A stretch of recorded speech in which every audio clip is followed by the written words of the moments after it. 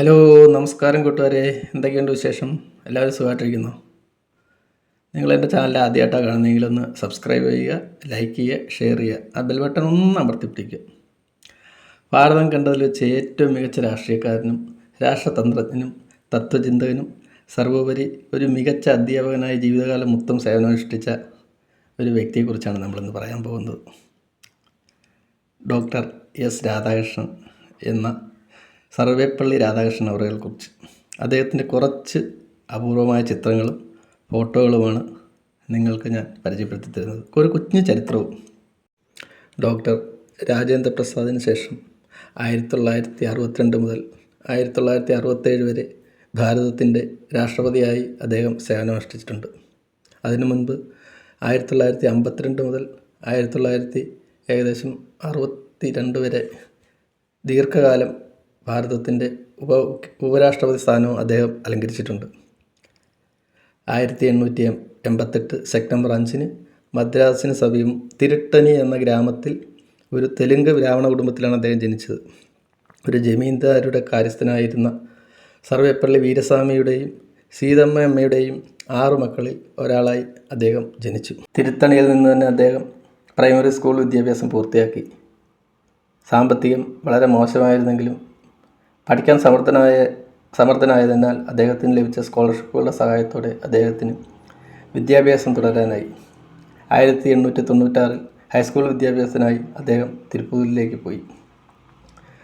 Evangelical Luther mission സ്കൂളിൽ ചേർന്നു. ഉപരിപഠനത്തിനായി Vellore wools കോളേജിൽ ചേർന്നെങ്കിലും അവിടെ നിന്നും മദ്രാസ് ക്രിസ്ത്യൻ കോളേജിലേക്ക് മാറുകയായിരുന്നു. മദ്രാസ് ക്രിസ്ത്യൻ കോളേജിൽ നിന്നും ഫിലോസഫി ഐച്ഛിക വിഷയമായി എടുത്ത് BA ജയിച്ചു. ബിരുദാനന്തര ബിരുദത്തിന് അതേ വിഷയം തന്നെയാണ് തിരഞ്ഞെടുത്തത്. മദ്രാസ് സർവകലാശാലയിൽ നിന്നും ബിരുദാനന്തര ബിരുദം നേടി. ഉയർന്ന മാർക്കുകൾ ഉണ്ടായിരുന്നിട്ടും ഓക്സ്ഫോർഡ് സർവകലാശാലയിൽ പഠിക്കാനുള്ള തൻ്റെ ആഗ്രഹം അദ്ദേഹം തൻ്റെ കുടുംബത്തിൻ്റെ ദുരവസ്ഥയോർത്ത് പട്ടിണിയോർത്ത് ബലികഴിക്കുകയായിരുന്നു. ഒരു വലിയ കൂട്ടുകുടുംബത്തിൻ്റെ മുഴുവൻ ബാധ്യതയും അദ്ദേഹത്തിൻ്റെ ചുമലിലായിരുന്നു. തൻ്റെ 16-ാമത്തെ വയസ്സിൽ അദ്ദേഹം ബന്ധു കൂടിയായ ശിവകാമു എന്ന പെൺകുട്ടിയെ വിവാഹം കഴിക്കുകയും അതിൽ അദ്ദേഹത്തിന് 6 മക്കളുണ്ടായിരുന്നു. ഒരാൺകുട്ടിയും 5 പെൺകുട്ടികളും. അദ്ദേഹത്തിൻ്റെ മകൻ സർവേപ്പള്ളി ഗോപാൽ അറിയപ്പെടുന്ന ഒരു ചരിത്രകാരൻ കൂടിയാണ്. 1956 അദ്ദേഹത്തിൻ്റെ ഭാര്യ മരിച്ചു. 1909 മദ്രാസ് പ്രസിഡൻസി കോളേജിൽ അദ്ദേഹം അധ്യാപകനായി ജോലിയിൽ പ്രവേശിച്ചു. 1918 മൈസൂർ സർവകലാശാലയിൽ അദ്ദേഹം പ്രൊഫസറായി സ്ഥാനക്കയറ്റം കിട്ടുകയും ചെയ്തു. തൻ്റെ ആദ്യ പുസ്തകമായ the philosophy of Rabindranath Tagore എന്ന പുസ്തകം പൂർത്തീകരിക്കുന്നത് അദ്ദേഹം ഈ കാലയളവിലാണ്. 1921 കൽക്കട്ട സർവകലാശാലയിൽ അദ്ദേഹം ഫിലോസഫി പ്രൊഫസറായി ചേർന്നു. ഹാർവാർഡ് സർവകലാശാലയിൽ വെച്ച് നടന്ന ഇൻ്റർനാഷണൽ കോൺഗ്രസ് ഓഫ് ഫിലോസഫി സമ്മേളനത്തിൽ കൽക്കട്ട സർവകലാശാലയെ പ്രസിദ്ധീകരിച്ച് പങ്കെടുത്തത് അദ്ദേഹമായിരുന്നു. ഭാരതീയ ദർശനങ്ങൾ പാശ്ചാത്യ തത്വശാസ്ത്രങ്ങളോട് കിടപിടിക്കുന്നതിന് വേണ്ടി വിവിധ വേദികളിൽ അദ്ദേഹം അതിനുവേണ്ടി പ്രസംഗിച്ചു. വാസ്തവത്തിൽ ഭാരതീയ ദർശനങ്ങളെപ്പറ്റി പാശ്ചാത്യർ അന്വേഷിച്ചു തുടങ്ങിയത് ഇദ്ദേഹത്തിൻ്റെ കാലയളവിന് ശേഷമായിരുന്നു. 1952 സർവേപ്പള്ളി രാധാകൃഷ്ണൻ എന്ന എസ് രാധാകൃഷ്ണൻ ഇന്ത്യയുടെ ഉപരാഷ്ട്രപതിയായി തിരഞ്ഞെടുക്കപ്പെട്ടു. ദേശീയവും അന്തർദേശീയവുമായി ധാരാളം ശ്രദ്ധിക്കപ്പെട്ടുള്ള ഒരു വ്യക്തി ഉപരാഷ്ട്രപതി സ്ഥാനത്തെത്തുന്നത് ഇതാദ്യമായിരുന്നു. തുടർന്ന് 1962 മെയ് 13 അദ്ദേഹം ഇന്ത്യയുടെ രാഷ്ട്രപതിയായി സ്ഥാനമേറ്റു. 5 വർഷം അദ്ദേഹം ആ സ്ഥാനത്തെ അലങ്കരിച്ചു. ഒരു അടിയന്തരാവസ്ഥയിൽ ഒപ്പുവയ്ക്കുന്ന ആദ്യത്തെ പ്രധാനമന്ത്രി കൂടിയായി അദ്ദേഹം. അതൊരു ചരിത്ര സംഭവമായിരുന്നു.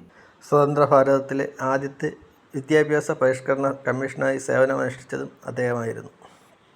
ഏകദേശം 40-ൽ പരം കൃതികൾ രചിച്ച അദ്ദേഹത്തിൻ്റെ ഏറ്റവും പ്രധാന കൃതിയാണ് എൻ്റെ സത്യാന്വേഷണം, മൈ സെർച്ച് ഫോർ ട്രൂത്ത്. അദ്ദേഹം മികച്ച ഒരു എഴുത്തുകാരൻ കൂടിയായിരുന്നു. 1931 ബ്രിട്ടീഷ് സർക്കാർ അദ്ദേഹത്തിന് നൈറ്റ് ബഹുമതി നൽകി ആദരിച്ചു. അതോടെ അദ്ദേഹം സർ സർവേപ്പള്ളി രാധാകൃഷ്ണൻ എന്നറിയപ്പെട്ടു തുടങ്ങി. യുനെസ്കോയിൽ ഇന്ത്യയുടെ പ്രതിനിധിയായും സോവിയറ്റ് യൂണിയൻ ഇന്ത്യയുടെ അംബാസിഡർ ആയും അദ്ദേഹം പ്രവർത്തിച്ചിട്ടുണ്ട്. ഇന്ത്യൻ ഫിലോസഫി എന്ന ഗ്രന്ഥത്തിൻ്റെ കർത്താവാണ് അദ്ദേഹം. ആന്ധ്ര ബനാറസ് സർവകലാശാലയിൽ വൈസ് ചാൻസലറായിരിക്കുകയും ഓക്സ്ഫോർഡ് സർവകലാശാലയിൽ പഠിപ്പിക്കുകയും ചെയ്തിരുന്ന ഏക രാഷ്ട്രപതിയാണ് ശ്രീ എസ് രാധാകൃഷ്ണൻ. 1984 ഭാരതം അദ്ദേഹത്തെ ഭാരതരത്നം നൽകി ആദരിച്ചു. 1931 ബ്രിട്ടീഷ് സർക്കാരിൻ്റെ സർവ്വബഹുമതി, 1938 ബ്രിട്ടീഷ് അക്കാദമി അംഗത്വം, 1954 Bharat Ratna, 1963 order of merit, 1975 Templeton prize എന്നിവ അദ്ദേഹത്തിന് കിട്ടിയ ബഹുമതികൾ ചിലത് മാത്രമാണ്.